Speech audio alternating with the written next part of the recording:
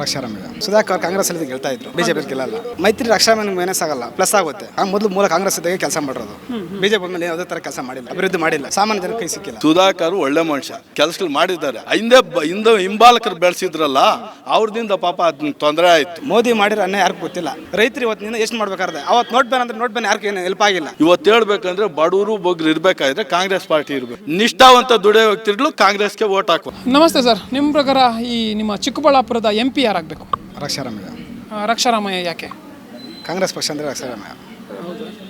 ಅಂದರೆ ರಕ್ಷಾರಾಮಯ್ಯ ಅವರು ಈ ಕ್ಷೇತ್ರಕ್ಕೆ ಪರಿಚಯ ಇದ್ದಾರೆ, ಕೆಲಸಗಳನ್ನು ಮಾಡ್ತಾ ಇದ್ದಾರೆ. ಈಗಾಗಲೇ ಈ ಚುನಾವಣೆಗಿಂತ ಪೂರ್ವ MP ಟಿಕೆಟ್ ಫಿಕ್ಸ್ ಆಗಕ್ಕೆ ಮುಂಚೆನೇ ಕೆಲಸ ಮಾಡ್ತಾ ಇದ್ದಾರೆ.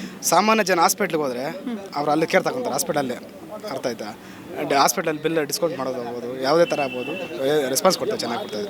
ಹಾಗಿದ್ರೆ ಸಾಮಾಜಿಕವಾಗಿ ಗುರುತಿಸ್ಕೊಂಡಿದ್ದಾರೆ. ಓಕೆ. ಇನ್ನು ಪ್ರತಿಸ್ಪರ್ಧಿಯಾಗಿ doctor K Sudhakar, BJP JDS ಮೈತ್ರಿಯಿಂದ, ಅವ್ರ ಬಗ್ಗೆ? ಸುಧಾಕರ್ ಕಾಂಗ್ರೆಸ್ ಅಲ್ಲಿ ಗೆಲ್ತಾ ಇದ್ರು, ಬಿಜೆಪಿ ಗೆಲ್ಲಲ್ಲ. ಅವರು ಮೊದಲು ಮೂಲ ಕಾಂಗ್ರೆಸ್ ಇದ್ದಾಗ ಕೆಲಸ ಮಾಡಿರೋದು, ಬಿಜೆಪಿ ಮೇಲೆ ಯಾವುದೇ ಥರ ಕೆಲಸ ಮಾಡಿಲ್ಲ, ಅಭಿವೃದ್ಧಿ ಮಾಡಿಲ್ಲ. ಕೆಲಸ ಮಾಡಿದ್ದಾರೆ, ಕಾಂಗ್ರೆಸ್ ಅಲ್ಲಿ ಕೆಲಸ ಮಾಡಿದ್ದಾರೆ. ಕಾಂಗ್ರೆಸ್ ಪಕ್ಷ ಇದ್ದಂಗೆ ಕೆಲಸ ಮಾಡಿರೋದು, ಬಿಜೆಪಿ ಕೆಲಸ ಹೋದ್ಮೇಲೆ ಕೆಲಸ ಮಾಡಿಲ್ಲ. ಕಳೆದ ಬಾರಿ ಚುನಾವಣೆಯಲ್ಲಿ ಸೋಲೋಕೆ ಏನಾದರೂ, ಅಂದರೆ ವಿಧಾನಸಭಾ ಚುನಾವಣೆಯಲ್ಲಿ ಸೋಲೋಕೆ ಏನಾದರೂ ಕಾರಣಗಳಿದ್ರೆ ನಿಮ್ಮ ಪ್ರಕಾರ ಪ್ರಮುಖ ಕಾರಣ ಯಾವುದಿರ್ಬೋದು? ಸಾಮಾನ್ಯ ಜನಕ್ಕೆ ಕೈ ಸಿಕ್ಕಿಲ್ಲ. ಅದು ಬಿಟ್ಟರೆ ಪಕ್ಷ ಬಿಟ್ಟಿರೋದೇನು? ಪಕ್ಷ ಬಿಟ್ಟು ಹೊಡ್ತಾ ಇರ್ತೈತೆ. ಕಾಂಗ್ರೆಸ್ ಪಕ್ಷ ಇದ್ರೆ 100% ಗೆಲ್ತಾ ಇದ್ರು, ಯಾವುದೇ ಕಾರಣ ಸೋಲ್ತಾರೆ, ಕಾರಣ ಆಯಿತು. ಈಗ ಈ ಲೋಕಸಭಾ ಚುನಾವಣೆಯಲ್ಲಿ ಏನು 8 ವಿಧಾನಸಭಾ ಕ್ಷೇತ್ರ ಸೇರಿ ಒಂದು ಚಿಕ್ಕಬಳ್ಳಾಪುರ ಲೋಕಸಭಾ ಕ್ಷೇತ್ರ. ಸೊ ಆ ನಿಟ್ಟಿನಲ್ಲಿ ನೋಡೋಕೆ ಹೋದರೆ ಚಿಕ್ಕಬಳ್ಳಾಪುರದ ಜನತೆ ಏನು ಡಾಕ್ಟರ್ ಕೆ ಸುಧಾಕರ್ ಅವರು ಕೈ ಹಿಡಿಲಿಲ್ಲ. ಓವರಾಲಾಗಿ ನೋಡಿದ್ರೆ ಕೈ ಹಿಡಿಬೋದು ಅಂತ ಅನ್ಸುತ್ತಾ?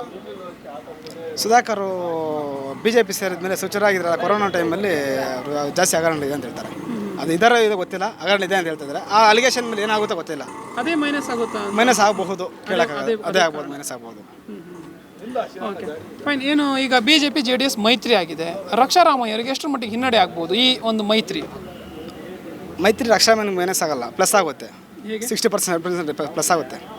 ಅಂದರೆ JDS ಮತಗಳು ಸಾಕಷ್ಟಿತ್ತು, ಇದೆ ಈಗಲೂ ಕೂಡ. ಸೊ ಆ ನಿಟ್ಟಿನಲ್ಲಿ ನೋಡೋಕೋದ್ರೆ ಏನು ಕಾಂಗ್ರೆಸ್ಗೆ ಹಿಂದಿನ ಬಾರಿ ಸಪೋರ್ಟ್ ಕೊಟ್ಟಿದ್ರು. ಸೊ ಆ ನಿಟ್ಟಿನಲ್ಲಿ ಏನು ಪ್ರದೀಪ್ ಈಶ್ವರ್ ಅವ್ರ ಗೆಲುವಿಗೂ ಕಾರಣ ಆಯಿತು ಅಂತ ಹೇಳಲಾಗುತ್ತೆ. ಸೊ ಹಂಗೆ ನೋಡೋಕೋದ್ರೆ ಯಾಕೆ ಈ ಲೋಕಸಭಾ ಚುನಾವಣೆಯಲ್ಲಿ BJP ಮತ್ತು JDS ಮೈತ್ರಿ ವರ್ಕ್ ಆಗಲ್ವಾ?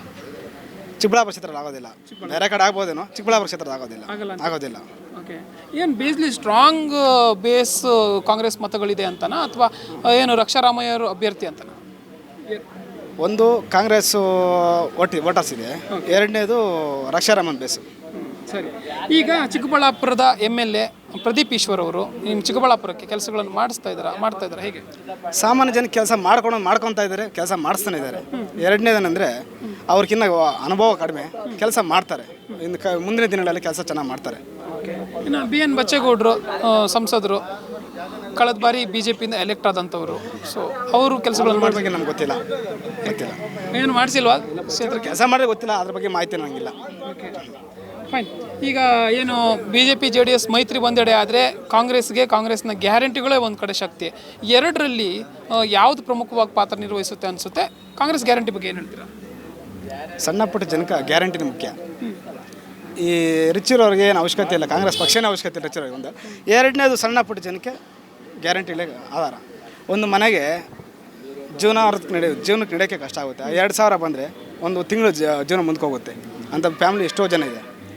ಅದೇ BJP JDS ಮೈತ್ರಿ ಮತ್ತು ಇದು ಅಲಿಗೇಷನ್ ನೋಡಿದ್ರೆ ಏನು ಕಾಂಗ್ರೆಸ್ ಗ್ಯಾರಂಟಿ ಅಲಿಗೇಷನ್ ನೋಡಿದ್ರೆ ಎರಡು ನಮ್ಮ ಚಿಕ್ಕಬಳ್ಳಾಪುರ ಕ್ಷೇತ್ರದಲ್ಲಿ ಅಲಿಗೇಷನ್ನೇ ಬರಲ್ಲ, ಕಾಂಗ್ರೆಸ್ 100% ಕಾಂಗ್ರೆಸ್ ಗೆಲ್ತೈತೆ. ಇನ್ನೊಂದು ಮೈತ್ರಿ ಒಂದು ಕಡೆ ಆದರೆ ಮೋದಿ ಅಲೆ ವರ್ಚಸ್ಸು, ಅದು ಮೋದಿ ಮಾಡಿರೋ ಅನ್ನ ಯಾರಿಗೂ ಗೊತ್ತಿಲ್ಲ. ನೋಟ್ ಬ್ಯಾನ್ ವರ್ಷದಲ್ಲಿ ನಮ್ಮ ದುಡ್ಡಕ್ಕೆ ನಾವೇ ಎಣಕಾತಂಕಾತ್ರಿ ಬ್ಯಾಂಕ್ ಮುಂದ್ಗಡೆ 2,000 ರೂಪಾಯಿ ನೋಟ್ಗೆ ಎಣಕಾತಂಕಾತ್ರು. ಅರ್ಥ ಆಯ್ತಾ? ಅದು ಅರಿವಿಲ್ಲ ಜನಕ್ಕೆ, ಇವಾಗ ಅರಿವಿಲ್ಲ ಸಾಮಾನ್ಯ ಜನಕ್ಕೆ.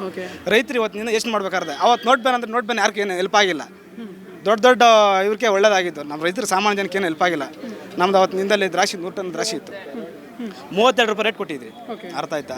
ಅವತ್ತಿದ್ದಲ್ಲಿ ನೋಟ್ ಬ್ಯಾನ್ ರಾತ್ರಿಗೆ ನೋಟ್ ಬ್ಯಾನ್ ಮಾಡಿದ್ರು. ಬೆಳಗ್ಗೆ 6 ರೂಪಾಯಿ ರೇಟಲ್ಲಿ ಒಂದು ವಾರ ಬಿಟ್ಟು ಕೊಯ್ದ್ರು, 6 ರೂಪಾಯಿ ರೇಟಾಗಿ ಕೊಯ್ದ್ರು. 40-50 ಲಕ್ಷ ಲಾಸ್ ಅವತ್ತಿನಿಂದ ನಮಗೆ. ಈ ರೀತಿ 150 ಟನ್ ದ್ರಾಕ್ಷಿ ಇತ್ತು, 150 ಟನ್ ದ್ರಾಕ್ಷಿ ಇತ್ತು, ಒಂದು 40-45 ಲಕ್ಷ ಲಾಸು. ನಮ್ಮ BJP ಅಂದರೆ ಆಗೋದೇ ಇಲ್ಲ. ಸುಧಾಕರ್ ಅಲ್ಲ, BJPನೇ ಆಗಲ್ಲ. ನರೇಂದ್ರ ಮೋದಿ ಅಂದರೆ ಫುಲ್ ಡೈಡ್ ಆಪೋಸಿಟ್. ಹಾಂ, ಸಾಮಾನ್ಯ ಜನಕ್ಕಿಂತ ಹೊಡ್ತಾ ಬಿದ್ದರೆ ಅವನು 10 ವರ್ಷ ಹಿಂದ್ಕೋತಾನೆ. ದೇಶ ಎಲ್ಲ ಹೋಗೋದ ಸಾಮಾನ್ಯ ಜನ 10 ವರ್ಷ ಹಿಂದ್ಕೊಡ್ತಾರೆ. ನಿಮ್ಮ ಪ್ರಕಾರ ಕಾಂಗ್ರೆಸ್ ಸಾಮಾನ್ಯ ಜನರ ಕೈ ಹಿಡಿಯುತ್ತದೆ ಅಂತ? 100% ಕಾಂಗ್ರೆಸ್ ಅಂದರೆ ಸಾಮಾನ್ಯ ಜನ ಕೈ ಹಿಡಿತೈತೆ. ಆದರೆ ಏನು ಈ ಗ್ಯಾರಂಟಿ ಯೋಜನೆಗಳು ಕೊಟ್ಟಿರೋದು ಏನು ರಾಜ್ಯದಲ್ಲಿ ಅಭಿವೃದ್ಧಿ ಕೆಲಸಗಳು ಹಿನ್ನಡೆ ಆಗ್ತಾ ಇದೆ ಅಂತ ಹೇಳ್ತಾರೆ. ಅಭಿವೃದ್ಧಿ ಮಾಡೋದು ಮೊದಲು ಕಾಂಗ್ರೆಸ್ದಲ್ಲಿ ಏನು ಅಭಿವೃದ್ಧಿ ಮಾಡಿದ್ದಾರೆ. ಸಣ್ಣ ಪುಟ್ಟ ಐತಿ, ಈಗ ಗ್ಯಾರಂಟಿ ಇದೆ, ಮತ್ತೆ ಡೆವಲಪ್ಮೆಂಟ್ ಆಗುತ್ತೆ, ಮಾಡ್ತಾರೆ. 4 ವರ್ಷ ಟೈಮ್ ಇದೆ, ಅರ್ಥ ಆಯ್ತಾ? ಅಭಿವೃದ್ಧಿ ಮಾಡ್ತಾರೆ. ಇವತ್ತು ನಮ್ಮ ಶಾಸಕರು ಹೊಸಬ್ರು ಇರ್ಬೋದು ಅಷ್ಟೇ, ಮುಂದಿನ ಮಾಡ್ತಾರೆ. ಒಟ್ಟಾರೆಯಾಗಿ 28 ಲೋಕಸಭಾ ಕ್ಷೇತ್ರದಲ್ಲಿ ಕರ್ನಾಟಕದಲ್ಲಿ ಎಷ್ಟು ಕ್ಷೇತ್ರವನ್ನು ಗೆಲ್ಬೋದು ಅನ್ಸುತ್ತೆ ಕಾಂಗ್ರೆಸ್? ಅದ್ರ ಬಗ್ಗೆ ಮತ್ತೆ ನಮ್ಮ ಚಿಕ್ಕಬಳ್ಳಾಪುರ ಕ್ಷೇತ್ರ 100% ಗೆಲ್ತಾರೆ. ಗೆಲ್ಲುತ್ತೆ. ನಮಸ್ತೆ ಸರ್, ನಿಮ್ಮ ಚಿಕ್ಕಬಳ್ಳಾಪುರಕ್ಕೆ ಯಾರು MP ಆಗಬೇಕು? ರಕ್ಷಾರಾಮಯ್ಯ ಅವರು ಯಾಕೆ? ಯಾಕಂದರೆ ಕಾಂಗ್ರೆಸ್ ಪಾರ್ಟಿ ಈಗ ಕಾಂಗ್ರೆಸ್ ವರ್ಕ್ ಮಾಡ್ತಾ ಐತೆ, ಅನುಕೂಲಗಳು ಮಾಡ್ತಾ ಇದ್ದಾರೆ. ಬಡವ್ರಿಗೂ ಬಗ್ಗರಿಗೂ ಇವತ್ತು ಬರಬೇಕಾದ್ರೆ ಕಾಂಗ್ರೆಸ್ ಬರಬೇಕು. ಇವತ್ತು ಎಷ್ಟೋ ಜನ ಬಡವರು ಬಗ್ಗರು ಜೀವನ ಮಾಡ್ತಾ ಇದ್ದಾರೆ. 2,000 ರೂಪಾಯಿ ಕೊಡ್ತಾ ಇದ್ದಾರೆ, ಅರ್ಥ ಆಯ್ತಾ? 5 kg ಅಕ್ಕಿ 5 kgದು ಹಣ ಹಾಕ್ತಾ ಇದ್ದಾರೆ. 170 ರೂಪಾಯಿ ಒಂದು ಆಳಿಗೆ ಬಂದು. ಇವತ್ತು ಹೇಳ್ಬೇಕಂದ್ರೆ ಬಡವರು ಬಗ್ಗರು ಇರಬೇಕಾದ್ರೆ ಕಾಂಗ್ರೆಸ್ ಪಾರ್ಟಿ ಇರಬೇಕು. ಅದಕ್ಕೆ ನಾವು ಕಾಂಗ್ರೆಸ್ಗೆ ಹಾಕ್ತೀವಿ. ಓಕೆ, ಒಂದೇ ಮಾತಲ್ಲಿ ಹೇಳಿದ್ರಿ ಏನು ಬಡವರಿಗೆ ಅನುಕೂಲ ಆಗ್ತಾ ಇದೆ, ಅನುಕೂಲ ಮಾಡ್ತಾ ಇದೆ ಕಾಂಗ್ರೆಸ್ ಸರ್ಕಾರ ಅಂತ. ಸೊ ಆ ನಿಟ್ಟಿನಲ್ಲಿ ನೋಡೋಕೆ ಹೋದ್ರೆ ರಕ್ಷಾರಾಮಯ್ಯ ಅವರಿಗೆ ಇದೇ ಒಂಥರ ಶ್ರೀರಕ್ಷೆ ಆಗುತ್ತಾ ಅಂತ? ಆಗುತ್ತೆ ಎಲೆಕ್ಷನ್ ಅಲ್ಲಿ ಈ ವರ್ಕ್ ಆಗುತ್ತಾ ಅಂತ? ವರ್ಕ್ ಆಗುತ್ತೆ ಸರ್. Okay fine. ಇನ್ನು ಡಾಕ್ಟರ್ ಕೆ ಸುಧಾಕರ್ ಪ್ರತಿಸ್ಪರ್ಧಿ, BJP JDS ಮೈತ್ರಿಯಿಂದ, ಅವ್ರ ಬಗ್ಗೆ? ಸುಧಾಕರ್ ಒಳ್ಳೆ ಮನುಷ್ಯ, ಕೆಲಸಗಳು ಮಾಡಿದ್ದಾರೆ. ಹಿಂಬಾಲಕರು ಬೆಳೆಸಿದ್ರಲ್ಲ, ಅವ್ರದಿಂದ ಪಾಪ ಅದನ್ನ ತೊಂದರೆ ಆಯಿತು. ಸುಧಾಕರ್ ಕೆಲಸ ಮಾಡಿಲ್ಲ ಅಂತ ನಾವು ಹೇಳ್ತಾ ಇಲ್ಲ, ಮಾಡಿದ್ದಾರೆ. ಆ ಹಿಂಬಾಲಕರಿದ್ದಾರಲ್ಲ ಹಳ್ಳಿ ಕಡೆ ಎಲ್ಲ ತುಂಬ ತೊಂದರೆಯಿಂದ ಅದನ್ನ ಪಾಪ ತೊಂದರೆ ಆಯಿತು. ಒಳ್ಳೆ ವ್ಯಕ್ತಿ ಸುಧಾಕರ್, ಕೆಟ್ಟವ್ರು ಅಂತ ನಾವು ಹೇಳ್ತಾ ಇಲ್ಲ. ಅವ್ರದಿಂದ ಅದನ್ನ ಸೋಲ್ತಾನೆ. ಓಕೆ, ಹಿಂದೆ ಕಾಂಗ್ರೆಸ್ಸಿಂದ ಗೆದ್ದಂಥವ್ರು ಆಮೇಲೆ ಬಿಜೆಪಿಯಲ್ಲಿ ಇರ್ತಾರೆ, BJPಗೆ ಸೇರ್ಪಡೆ ಆಗ್ತಾರೆ. ಹಾಗೇನೆ ಅಲ್ಲೂ ಕೂಡ ಒಂದು ಸ್ವಲ್ಪ ಟೈಮ್ ಇರ್ತಾರೆ. ಬಟ್ ಕಳೆದ ಚುನಾವಣೆಯಲ್ಲಿ ಅವರು ಏನು ಪ್ರದೀಪ್ ಈಶ್ವರ್ ವಿರುದ್ಧವಾಗಿ ಸೋಲ್ತಾರೆ ವಿಧಾನಸಭೆ. ಈ ಪಾರ್ಟಿ ಚೇಂಜ್ ಮಾಡೋರ ಬಗ್ಗೆ ನಾವು ಮಾತಾಡಲ್ಲ, ಎಲ್ಲ ಫೈನಾನ್ಸ್ ಪ್ರಾಬ್ಲಮ್ಗಳು ಅವರು, ಅರ್ಥ ಆಯ್ತಾ? ನಿಷ್ಠಾವಂತ ದುಡಿಯೋ ವ್ಯಕ್ತಿಗಳು ಕಾಂಗ್ರೆಸ್ಗೆ ವೋಟ್ ಹಾಕೋದು, ಇದು ನಾವು ಹೇಳ್ತೀವಿ. ಹಾಗಿದ್ರೆ ಈ ಪಾರ್ಟಿ ಚೇಂಜ್ ಮಾಡಿದ್ದು ಎಲ್ಲೋ ಒಂದು ಕಡೆ ಸೋಲಿಗೆ ಕಾರಣ ಆಯ್ತಾ ಅಂತ? ಈಗ ಮೇನ್ ಲೀಡರ್ಗಳು ಚೇಂಜ್ ಆಗ್ತಾರಲ್ಲ, ಪಾಪ ಅವ್ರಿಗೆ ಈಗ ಬಚ್ಚೇಗೌಡರು ನಿಷ್ಠಾವಂತ ವ್ಯಕ್ತಿ, ಅದನ್ನ ಯಾರಿಗೂ ತೊಂದರೆ ಮಾಡಿಲ್ಲ ಈ ಚಿಕ್ಕಬಳ್ಳಾಪುರದಲ್ಲಿ. ಅಂಥವ್ರಿಗೆ ಅವ್ರಿಗೆ ತೊಂದರೆ ಆಯ್ತು, ಅವ್ರು ಪಾರ್ಟಿ ಚೇಂಜ್ ಮಾಡಿದ್ದಾರೆ, ಅಷ್ಟು ಬಿಟ್ಟರೆ ಬೇರೆ ಏನಿಲ್ಲ. ಒಳ್ಳೆ ವ್ಯಕ್ತಿ ಅವರು. ಈಗ ಪಾರ್ಟಿ ಚೇಂಜ್ ಮಾಡಿರೋದು ಹಿನ್ನಡೆ ಕಾರಣವಾಯ್ತಾ ಅಂತ? ಹಿನ್ನಡೆಗೆ ಅದು ಜನಗಳು ತೀರ್ಮಾನ ಮಾಡ್ತಾರೆ, ನಾನು ಹೇಳಕ್ಕೆ ಹೆಂಗಾಗುತ್ತೆ. ನಮ್ಮ ಪ್ರಕಾರ ಕಾಂಗ್ರೆಸ್ ಬರುತ್ತೆ. Okay fine. ಈಗ ರಕ್ಷಾರಾಮಯ್ಯ ಅವರು ಗೆಲ್ತಾರೆ ಅಂತ ಹೇಳ್ತಾರೆ, ಗೆಲ್ತಾರೆ, 100% ಗೆಲ್ತಾರೆ. ಓಕೆ, ಇನ್ನು ಏನು BJP ಮತ್ತು JDS ಮೈತ್ರಿ ಇದೆ ಅಲ್ವಾ, ಇದು ರಕ್ಷಾರಾಮಯ್ಯ ಅವರಿಗೆ ಎಷ್ಟರ ಮಟ್ಟಿಗೆ ಮೈನಸ್ ಆಗ್ಬೋದು ಅಂತೀರಾ? ನನ್ನ ಅನುಭವ ಪ್ರಕಾರವಾಗಿ 60-70% ಕಾಂಗ್ರೆಸ್ಗೆ ಓಟ್ ಓಡುತ್ತೆ. ಅದ್ರ ಪ್ರಕಾರವಾಗಿ ಗೆಲ್ತಾರೆ. ಈ BJP JDS ಮೈತ್ರಿ ವರ್ಕ್ ಆಗಲ್ಲ. ಅದು ಬಿಡ್ರೆ ಈಗ ಹೇಳ್ನಲ್ಲ ನಾನು, ಅವ್ರವ್ರ ಅನುಕೂಲಕ್ಕೆ ಜಂಪಿಂಗ್ ಇದು. ಈಗ ನಾವು ಜೂಜಾಡ ಹಾಕಿಡ್ತೀವಿ, ಗೆದ್ದೋ ನಿಂದು ಓಡೋತಾರೆ, ಕಾಸು ಸೋತೋದವನು, ಆ ಥರ ಇದು. ಅವರು ಆ ಥರ ಜಂಪ್ಗಳು ಮಾಡ್ತಾರೆ, ಅದ್ರ ಬಗ್ಗೆ ನಾವು ಚರ್ಚೆ ಮಾಡೋಕ್ಕಾಗಲ್ಲ. ಸಮಯಕ್ಕೆ ಸಂದರ್ಭ ತಕ್ಕಂತೆ ಅವ್ರಿಗೆ ಅನುಕೂಲ ಚೇಂಜ್ ಮಾಡ್ತಾರೆ ಅಷ್ಟೇ.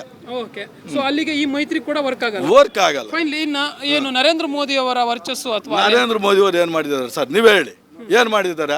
2,000 ರೂಪಾಯಿ ವರ್ಷಕ್ಕೆ 2 ಟೈಮ್ ಕೊಡ್ತಾರೆ. 2,000ಕ್ಕೆ ಏನು ಮಾಡೋಕ್ಕಾಗುತ್ತೆ? ಮೋದಿ ಪೋಸ್ಟ್ ಆಫೀಸ್ ಕಟ್ಟಿದಾರಾ? ಕಾಂಗ್ರೆಸ್ ಕಟ್ಟಿರೋದು. ಸ್ಕೂಲ್ಗಳು ಕಟ್ಟಿದ್ದಾರೆ, ಕಾಂಗ್ರೆಸ್ ಕಟ್ಟಿರೋದು. ಪಂಚಾಯತಿಗಳು ಮಾಡಿರೋದು, ಕಾಂಗ್ರೆಸ್ ಮಾಡಿರೋದು. ಇವ್ರು ಏನು ಮಾಡಿದ್ದಾರೆ? ರಾಮ ಮಂದಿರ ಒಂದು ಕಟ್ಟಿದ್ದಾರೆ, ಏನು ಇದೊಂದು ತೋರಿಸ್ತಾ ಇದ್ದಾರೆ. ಅದು ಬಿಟ್ಟರೆ ಬೇರೆ ಏನು ಮಾಡಿಲ್ಲ. ರೈತರಿಗೆ ಏನು ಮಾಡಿದ್ದಾರೆ ನೀವೇ ಹೇಳಿ, ಏನು ಮಾಡಿದ್ದಾರೆ? 2,000 ಕೊಡ್ತಾ ಇದ್ದಾರೆ, ಅಷ್ಟೇ. ಓಕೆ, ಈಗ ಗ್ಯಾರಂಟಿ ಯೋಜನೆಗಳು ರಾಜ್ಯದಲ್ಲಿ ಏನು ಜಾರಿಯಲ್ಲಿರುವಂಥದ್ದು ಜನಕ್ಕೆ ಎಷ್ಟರ ಮಟ್ಟಿಗೆ ಅನುಕೂಲ ಆಗ್ತದೆ, ಎಷ್ಟರ ಮಟ್ಟಿಗೆ ತಲುಪ್ತಾ ಇದೆ? 40% ಎಲ್ಲ ಚೆಂದಾಗಿರೋರು, 60% ಬಡವರೇ ಇರೋದು. ಬಡವ್ರು ಕಾಂಗ್ರೆಸ್ ಗೌರ್ಮೆಂಟ್ ಬಂದರೆ ಅನುಕೂಲ ಆಗ್ತದೆ. ಈ ಕರೆಂಟ್ ಬಿಲ್ಲು 1 ರೂಪಾಯಿ ಕಟ್ಟೋಂಗಿಲ್ಲ. ಕೂಲಿಗೆ ಹೋದ್ರೆ 500 ರೂಪಾಯಿ. ಪಾಪ ಅವ್ನು ಕಷ್ಟ ಬಿದ್ದು 200 ರೂಪಾಯಿ ಕುಡ್ದಾಕ್ತಾನೆ, 300 ಮನೆಗೆ ಕಟ್ತಾನೆ, ಅರ್ಥ ಆಯ್ತು? ಅವ್ನಿಗೆ ಅನುಕೂಲ ಆಗುತ್ತೆ. BJPದ ಕರೆಂಟ್ ಬಿಲ್ ಕಟ್ಟಬೇಕಾಗಿತ್ತು, ಒಂದಿನ ಮಿಸ್ ಮಾಡಿದ್ರೆ ವೈರ್ಗಳು ಕಟ್ ಮಾಡೋರು. ಈಗೇನು ಇಲ್ಲಲ್ಲ, ಬಡವ್ರಿಗೆ ಅನುಕೂಲನೇ ಅಲ್ಲ. ಇರೋರ್ಗೇನು, ನಿನಗೂ ಇಲ್ಲ ನನಗೂ ಇಲ್ಲ, ನಾವು ಆರಾಮಾಗಿ ಜೀವನ ಮಾಡ್ತೀವಿ. ಇಲ್ದವ್ರಿಗೆ ಅನುಕೂಲ ಕಾಂಗ್ರೆಸ್ ಪಾರ್ಟಿ. ಎಸ್, ಓವರಾಲ್ ಕರ್ನಾಟಕದಲ್ಲಿ 28 ಲೋಕಸಭಾ ಕ್ಷೇತ್ರದಲ್ಲಿ ಎಷ್ಟು ಗೆಲ್ಬಹುದು? 20-23 ಕಾಂಗ್ರೆಸ್ಸೇ ಬರುತ್ತೆ. 20-23 ಓ ಪಕ್ಕ. Okay fine sir, thank you. ಜನ ಪ್ರತಿದಿನ ಟೈಮ್ ಸರಿಯಾಗಿ ಊಟ ಮಾಡ್ತಾರೋ ಬಿಡ್ತಾರೋ, ಆದರೆ ಪೊಲಿಟಿಕಲ್ ಟ್ರೆಂಡ್ ಏನಿದೆ ಅಂತ ಪ್ರತಿದಿನ ಪ್ರತಿ ಕ್ಷಣ ಕಾಯ್ತಿರ್ತಾರೆ. ಕರ್ನಾಟಕದ ಅಖಾಡದಲ್ಲಿ ಯಾವ ಅಭ್ಯರ್ಥಿ ಅಬ್ಬರಿಸಿದ್ರು ಮತ್ಯಾವ ಅಭ್ಯರ್ಥಿ ತತ್ತರಿಸಿದ್ರು ಅಂತ ನೋಡೋಕೆ ಕಾತರದಿಂದ ಕಾಯ್ತಿರ್ತಾರೆ. 28 ಕ್ಷೇತ್ರಗಳ ಪ್ರತಿದಿನದ ಪಬ್ಲಿಕ್ ಪಲ್ಸ್ ಏನು, ಪ್ರಚಾರದಲ್ಲಿ ಯಾರ ಮುಂದೆ ಯಾರ ಹಿಂದೆ ಎಲ್ಲ ಮಾಹಿತಿಯನ್ನ ನಾವು ಕೊಡ್ತೇವೆ. ಕರ್ನಾಟಕ ಕುರುಕ್ಷೇತ್ರ 28 ಕ್ಷೇತ್ರಗಳ ಡೈಲಿ ನ್ಯೂಸ್ ಪ್ರತಿದಿನ ರಾತ್ರಿ 8 ಗಂಟೆಗೆ ಯೂಟ್ಯೂಬ್ನಲ್ಲಿ ಕರ್ನಾಟಕ ಟಿವಿ ಅಂತ ಸರ್ಚ್ ಮಾಡಿ, ನಂತರ ನಮ್ಮ ಕರ್ನಾಟಕ ಟಿವಿ ಸಬ್ಸ್ಕ್ರೈಬ್ ಮಾಡಿ. ಸಬ್ಸ್ಕ್ರೈಬ್ ಆದಮೇಲೆ ನಿಮಗೆ ಹೋಮ್ ಪೇಜ್ ಬಂದರೆ ಕಮ್ಯುನಿಟಿ ಅನ್ನೋ ಆಪ್ಷನ್ ಸಿಗುತ್ತೆ. ಈ ಕಮ್ಯುನಿಟಿ ಆಪ್ಷನ್ ಕ್ಲಿಕ್ ಮಾಡಿದ್ರೆ ನಿಮ್ಮ ಕೆಳಗಡೆ 28 ಲೋಕಸಭಾ ಕ್ಷೇತ್ರಗಳ ಒಂದು ಪೋಲ್ ಕ್ರಿಯೇಟ್ ಮಾಡಲಾಗಿದೆ. ನೀವು ಹೋಗಿ 28 ಕ್ಷೇತ್ರಗಳಲ್ಲಿ ಯಾರು ಗೆಲ್ತಾರೆ, ಯಾರು ಗೆಲ್ಲಬೇಕು, ನಿಮ್ಮ ಸಪೋರ್ಟ್ ಯಾರಿಗೆ ಅಂತ ಅಲ್ಲಿ ನೀವು ಕ್ಲಿಕ್ ಮಾಡ್ಬೋದು, ಅಂದರೆ ವೋಟ್ ಮಾಡ್ಬೋದು. ಇಲ್ಲೇನು ವೋಟಿಂಗ್ ಆಗುತ್ತೆ ನಾವು ಪ್ರತಿದಿನ ನಾವು ನ್ಯೂಸಲ್ಲಿ ನಿಮಗೆ ಅಪ್ಡೇಟ್ ಮಾಡ್ತಿರ್ತೀವಿ. ಇದು ಮತದಾನದ ದಿನದವರೆಗೂ ಕೂಡ ಈ ಪೋಲಿಂಗ್ ಓಪನ್ ಇರುತ್ತೆ.